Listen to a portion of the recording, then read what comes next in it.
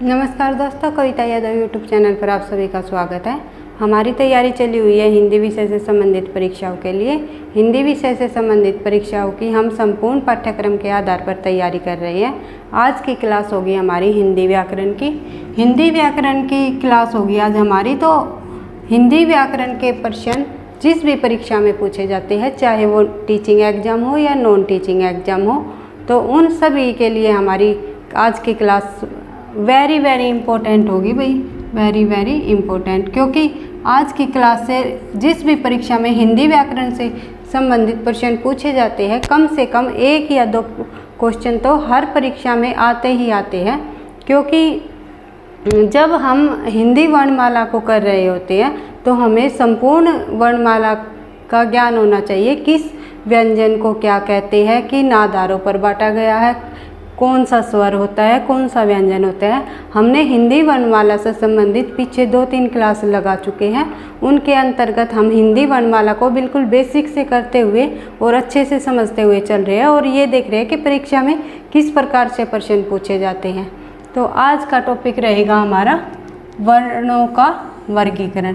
पिछली क्लास में हमने व्यंजनों को किया था, देखा था कि स्पर्श व्यंजन कौन से होते हैं और अंतस्थ व्यंजन कौन से होते हैं, ऊष्म व्यंजन कौन से होते हैं, व्यंजनों को कितने वर्गों में बांटा गया है, कवर्ग क्या होते हैं, टवर्ग, उनका और व्यंजनों का उच्चारण स्थान, किस व्यंजनों का उच्चारण स्थान क्या है, कहाँ से बोले जाते हैं। इस तरह के प्रश्न हमने पिछली क्लास में किए थे। आज बढ़ते हैं थोड़ा और आगे टॉपिक की तरफ। वर्णों का वर्गीकरण। वर्णों का वर्गीकरण किन आधारों पर किया गया है? तो वर्णों का वर्गीकरण मुख्य रूप से 2 आधारों पर किया गया है। एक तो घोष तत्व के आधार पर और दूसरा हो जाएगा हमारा प्राण तत्व के आधार पर। जब हम वर्गों का वर्गीकरण करते हैं तो परीक्षा में ये इस तरह प्रश्न पूछा जाता है कि इनमें से कौन सा घोष है, इनमें से कौन सा सघोष है, इनमें से कौन सा अघोष है, इनमें से कौन सा व्यंजन अल्पप्राण है, इनमें से कौन सा व्यंजन महाप्राण है। इन सभी शब्दों में हम कंफ्यूज हो जाते हैं किस व्यंजन को क्या कहा जाता है। आज बिल्कुल बेसिक से क्लियर करते हुए हम करेंगे आज का टॉपिक वर्णों का वर्गीकरण। वर्णों का वर्गीकरण सबसे पहले देखेंगे हम घोषतव के आधार पर कि घोषतव के आधार पर वर्ण क्या होते हैं, घोष क्या होते हैं। सबसे पहले हम ये देख लेते हैं घोष होता क्या है कि घोषतव के आधार पर जब हम वर्णों का वर्गीकरण करेंगे तो घोष होता क्या है। क्या होता है घोष? स्वर यंत्र के ध्वनि का कंपन होना ही घोष कहलाता है। इस लाइन का आप मतलब क्या समझे? स्वर यंत्र के ध्वनि का कंपन होना ही घोष कहलाता है। यानी कि हम जब जहाँ से बोलते हैं, कंठ से भी नीचे जो ध्वनि उत्पन्न होती है हमारी, उस ध्वनि को ही घोष कहा जाता है। तो हमने व्यंजनों का वर्गीकरण या वर्णों का वर्गीकरण घोषतव के आधार पर जब हम इनको बांटते हैं तो घोषतव के आधार पर भी हम 2 भागों में बांटते हैं। एक तो अघोष व्यंजन और एक हो जाएगा सघोष व्यंजन, यानी कि अघोष वर्ण या और सघोष वर्ण। तो इनमें अघोष की परिभाषा हम देख लेते हैं, थोड़ा समझ लेते हैं। अघोष होता क्या है? जिन व्यंजनों के उच्चारण में स्वर यंत्र में कंपन उत्पन्न ना हो उसे अघोष कहते हैं। इसका मतलब क्या समझे? जिन व्यंजनों के उच्चारण में स्वर यंत्र में कंपन ना हो, मतलब कि उन जैसे हम जो भी बोलेंगे वर्ण उसमें कंपन ना हो, सीधी सी ध्वनि निकल आए आसानी से, तो वे होते हैं अघोष। जैसे कि उदाहरण के रूप में हम समझेंगे कि हर वर्ग का जो पहला, दूसरा और श, ये जो व्यंजन है ये इनको हम कहेंगे अघोष। अब आप समझोगे कैसे? ऐसे कि ये होएगा हमारा वर्ग। किस प्रकार से समझोगे आप? वर्णमाला में व्यंजनों को देख करके। और एक बात और आपको बता देती हूँ कि जब हम अघोष और सघोष 2 वर्गों में हम जब बांटते हैं व्यंजनों को, हम सिर्फ उन ही व्यंजनों को लेंगे जो परंपरागत रूप से चले आ रहे हैं। मैंने आपको बताया था परंपरागत रूप से के व्यंजन होएंगे कैसे है तक, जो व्यंजन हमारे होते हैं इन्हीं को हम अघोष और घोष के आधार पर बांटेंगे। और जो बाद के व्यंजन हैं उनको जैसे अक्षत रह गया, उनको हम नहीं बांटेंगे, सिर्फ अघोष और सघोष के आधार पर इन्हीं व्यंजनों को बांटा जाता है। कैसे है तक के व्यंजन को, कैसे लेकर के है तक के, मैंने यहाँ पे आपको ये सामने लिख दिया है ताकि आपको अच्छे से देखते हुए समझ में आ जाए। तो हमने देखा था अघोष व्यंजन कौन कौन से होंगे। अघोष हर वर्ग का पहला दूसरा व्यंजन और श, यानी कि पहला व्यंजन और दूसरा व्यंजन, ये हो जाएंगे अघोष। हर वर्ग का ये हमारे वर्ग हो जाएंगे। कौन से, जैसे कवर्ग, चवर्ग, टवर्ग, तवर्ग, पवर्ग, इस तरह जो वर्गों में बांटा गया है। तो ये कौन कौन से हो जाएंगे, पहला दूसरा। जो ये पहला और दूसरा जो ये व्यंजन है ये हमारे कौन क्या हो जाएंगे, अघोष। क्या हो जाएंगे ये, अघोष, अघोष व्यंजन। आई समझ में। और श, तीनों श मिला करके ये हो जाएंगे अघोष। क्योंकि परीक्षा में पूछे जाते हैं, इनमें से व्यंजन दे देते हैं। ये आप किसी भी परीक्षा में प्रश्न उठा करके देख लेना कि ये पूछ लेंगे इनमें से कौन सा अघोष नहीं है। 3 दे देंगे अघोष, कोई सघोष। अघोष, सघोष, अल्पप्राण, महाप्राण, इन्हीं में कन्फ्यूजन होती रहती है कि हमें ये नहीं पता चलता है कि ये कौन से व्यंजन है। इनको समझना इतना आसान नहीं है कि हमें एक बार ही देखने से या समझने से समझ आ जाएंगे। हम जब इनको बार बार रिवाइज करेंगे तब हमें याद हो जाएंगे कि इन व्यंजनों को अघोष कहते हैं, इन व्यंजनों को सघोष कहते हैं, इनको अल्पप्राण, महाप्राण। बढ़ते हैं आगे। सघोष, अघोष हमें समझ में आ गया कि हर एक वर्ग का पहला, दूसरा और श, तीनों श, इनको कहते हैं अघोष व्यंजन। पहला, दूसरा और श, ये हो जाएंगे अघोष व्यंजन। नेक्स्ट हो जाएंगे सघोष व्यंजन। सघोष को हम घोष भी बोल सकते हैं। एग्जाम में ये आ जाएगा कि इनमें से कौन सा घोष व्यंजन नहीं है, इनमें से कौन सा घोष व्यंजन है। तो उनका कहने का मतलब है कि अघोष को नहीं देखना, में घोष, सिर्फ सघोष को ही देखना है। सघोष को घोष भी बोल सकते हैं, ठीक है। तो जिनमें कंपन उत्पन्न हो, जैसे तीसरा, चौथा और पांचवा व्यंजन है और अंतस्थ व्यंजन। जिन व्यंजनों के उच्चारण में स्वर यंत्र में कंपन उत्पन्न हो उन्हें हम सघोष व्यंजन कहते हैं। कौन कौन से हो जाएंगे, तीसरा, चौथा, पांचवा है और हमारे जो अंतस्थ व्यंजन होंगे वे। तो कौन कौन से देख लेते हैं। तीसरा, चौथा, पांचवा है और हमारे जो ये य, र, ल, व अंतस्थ व्यंजन, ये हो जाएंगे सघोष व्यंजन। और ये तीनों हो जाएंगे हमारे घोष या सघोष। ये केवल ये 3 नहीं कह रही मैं भाई, तीनों, इसका मतलब ये है कि तीनों जो पीछे के वर्ण है ये सभी हो जाएंगे हमारे घोष व्यंजन। ये हो जाएंगे अघोष व्यंजन और ये हो जाएंगे घोष व्यंजन। पहला, दूसरा हो जाएगा अघोष व्यंजन, तीसरा, चौथा, पांचवा हो जाएगा घोष या सघोष व्यंजन। और यह, र, ल, व घोष व्यंजन और है। इस तरह हमें बिल्कुल याद करना है, बार बार रिवाइज करते हुए। इनका कोई शॉर्ट ट्रिक नहीं है। ट्रिक बनाना चाहो तो आप अपनी ट्रिक भी बना सकते हो, ऐसे भी लिख सकते हो। अघोष की संख्या लिख सकते हो 12। 12 का मतलब हो जाएगा पहला और दूसरा व्यंजन। और सघोष या घोष की संख्या लिख लोगे आप 4, 5, नहीं सॉरी भाई 3, 4, 5, 345। इस तरह भी आप याद रख सकते हो कि अघोष 12, सघोष 345। तो इस तरह हम याद कर लेंगे। अघोष 12 यानी कि पहला और दूसरा व्यंजन अघोष, तीसरा, चौथा और पांचवा हमारा हो जाएगा सघोष यानी कि घोष। इस तरह में याद रह जाएंगे ये, अगर हम संख्या में इस तरह लिख देंगे तो इसका मतलब ये मत समझना कि इसकी संख्या इतनी होती है और इसकी संख्या इतनी, ये कहने का मतलब नहीं है। सिर्फ यहाँ पे हमें ट्रिक लगानी होगी कि कौन कौन से व्यंजन अघोष होंगे, कौन कौन से व्यंजन सघोष होंगे। पहला और दूसरा व्यंजन हो जाएगा अघोष, तीसरा, चौथा और पांचवा हो जाएगा सघोष। इनमें अघोष में जोड़ दिए जाएंगे श श श, तीनों श, और सघोष में जोड़ दिए जाएंगे य र ल व, अंतस्थ व्यंजन और है। बढ़ते हैं। आई होप आपको समझ आ रही होगी और बार बार आप रिवाइज करोगे तो आपको आ जाएगा, क्योंकि एग्जाम में पूछे जाते हैं। टीचिंग एग्जाम में भी यहाँ से क्वेश्चन आते हैं हमेशा, और नॉन टीचिंग एग्जाम में जिस भी परीक्षा में व्याकरण संबंधित प्रश्न पूछे जाते हैं अघोष और सघोष से, महाप्राण और अल्पप्राण से तो हमेशा ही प्रश्न पूछे जाते हैं।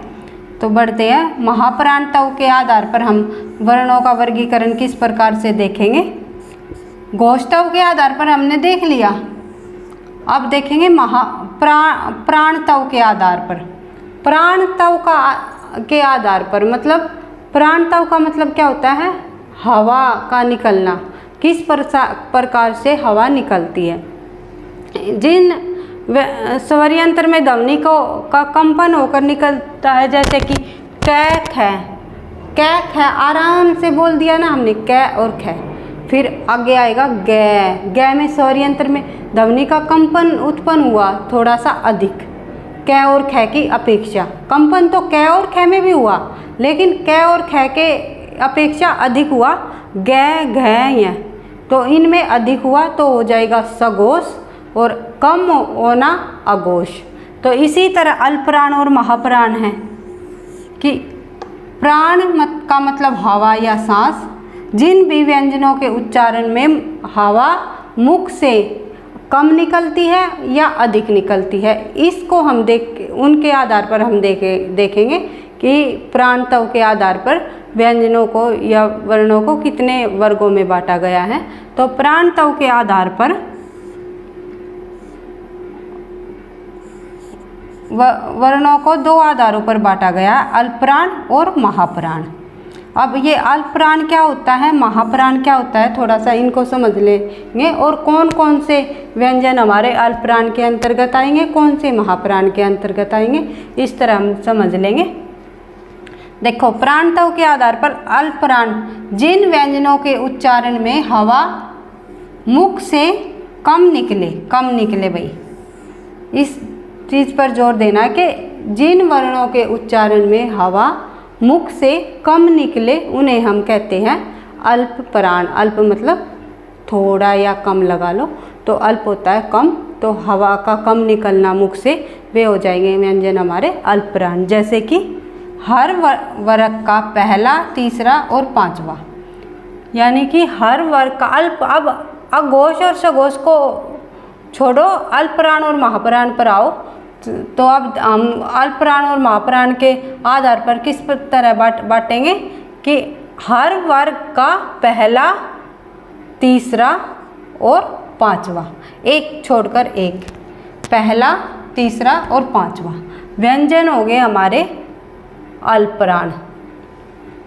पहला, तीसरा और पांचवा ये होंगे हमारे अल्पप्राण। आ गई समझ में भाई। 1, 2 और 5, 125 हो गया हमारा अल्प। इस तरह हम संख्या बना लेंगे तो याद रह जाएगी कि 112 अघोष, 345 सघोष, 125 अल्पप्राण। तो ये हो जाएगा हमारा पहला, तीसरा और पांचवा, और इनके साथ ही अंतस्थ व्यंजन और स्वर और अनुस्वार।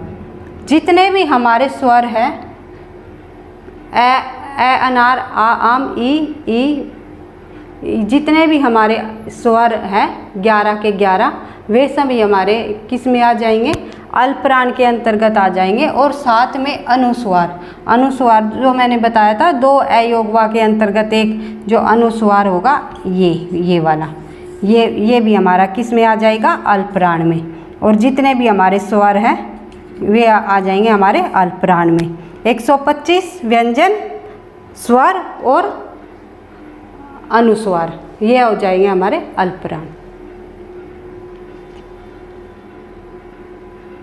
इसके बाद महाप्राण। अल्पप्राण देखा हमने, पहला, तीसरा और पांचवा, 1 3 5, 125 नहीं भाई 135, 3 तीसरा है ये, 135 हो जाएंगे अल्पप्राण। 135 जैसे पहला, तीसरा और पांचवा ये हो जाएंगे पहला, तीसरा, पांचवा, पहला, तीसरा, पांचवा। हर वर्ग का पहला, तीसरा और पांचवा जो ये व्यंजन हो गए ये हमारे किस में आ जाएंगे, ये आ जाएंगे अल्पप्राण में। अल्पप्राण यानी कि 1 3 5 अल्पप्राण हो जाएंगे। और साथ में हो जाएंगे इनके जो अंतस्थ व्यंजन होते हैं य, र, ल, व ये वाले। और इसके साथ ही हो जाएंगे हमारे स्वर, जितने भी स्वर है वे ये हो जाएंगे हमारे अल्पप्राण। आ गई समझ में भाई। फिर आ जाएगा महाप्राण। महाप्राण जिन व्यंजनों के उच्चारण में मुख से अधिक हवा निकले, हर वर्ग का दूसरा, चौथा। जिसके उच्चारण में मुख से अधिक हवा निकले, बच गए अब ये 2, पहला, तीसरा, पांचवा तो अल्पप्राण में आ गया, ये दूसरा और चौथा बच गया तो ये आ जाएंगे हमारे महाप्राण के अंतर्गत। हर वर्ग का दूसरा और चौथा वर्ण, हर वर्ग का दूसरा और चौथा वर्ण, हर वर्ग का दूसरा और चौथा वर्ण ये आ जाएंगे हमारे महाप्राण के अंतर्गत। यानी कि दूसरा और चौथा यानी कि 24 हो जाएंगे महाप्राण। आप लोगों को एक बार और अच्छे से मैं समझा देती हूँ। अधिक हवा निकले, मुख से अधिक हवा निकले, अधिक जैसे क, ख, ग, घ, य, तो क में कम हवा निकली, ख में थोड़ी सी और अधिक निकली, फिर ग में कम निकली, फिर घ में और अधिक निकली। इस प्रकार से हम अल्पप्राण और महाप्राण के अंतर्गत बांटेंगे। तो एक बार थोड़ा सा और समझ लेते हैं।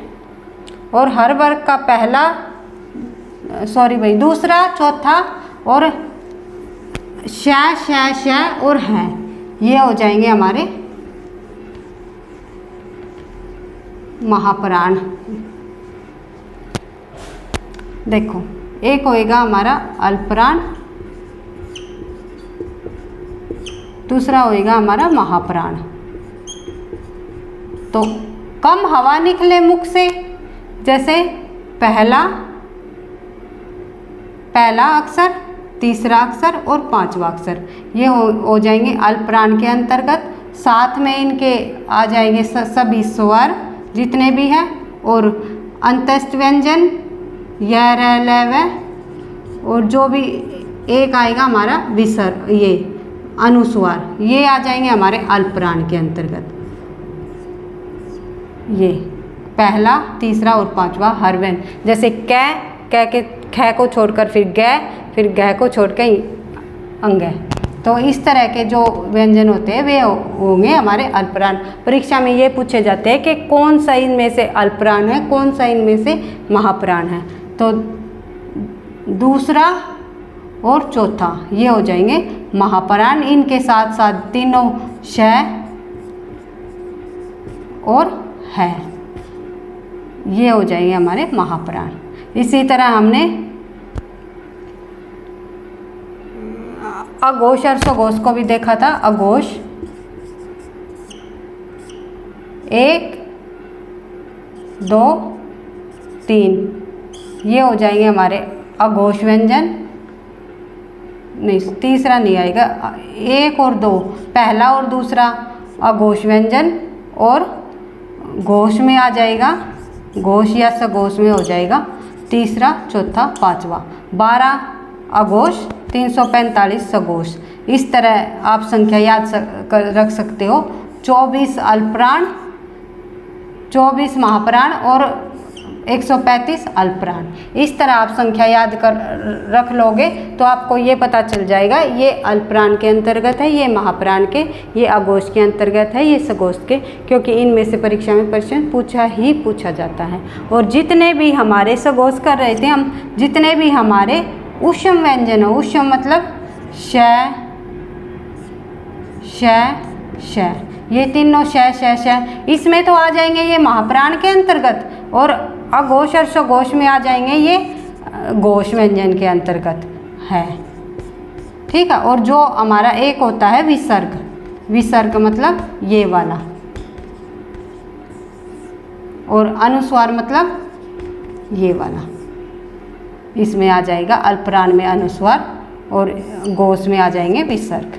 इस तरह हमें याद रखना है। अगर हम एक बार आपको लगेगा कि हाँ ये मुश्किल है, ये नहीं आएंगे, कंफ्यूज हो रहे हैं, लेकिन आप बार बार रिवाइज करोगे और इनके आधार पर मैं क्वेश्चन आंसर भी लाने की कोशिश करूँगी। अगली क्लास में मैं देखूँगी कि वर्णमाला से संबंधित जितने भी प्रश्न बनते हैं, जो मुख्य प्रश्न है परीक्षा में पूछे जाते हैं, उनकी क्लास एक रख लेंगे, फिर आपका वर्णमाला कंप्लीट हो जाएगा। मैं उम्मीद करती हूँ कि आपको मेरा कराया हुआ या समझाया हुआ पसंद आ रहा होगा। वीडियो आपको अच्छी लग रही है तो लाइक कर देना, पहली बार चैनल पे हो तो सब्सक्राइब कर लेना, दोस्तों के साथ शेयर करना, पढ़ते रहना, आगे बढ़ते रहना। थैंक यू, धन्यवाद।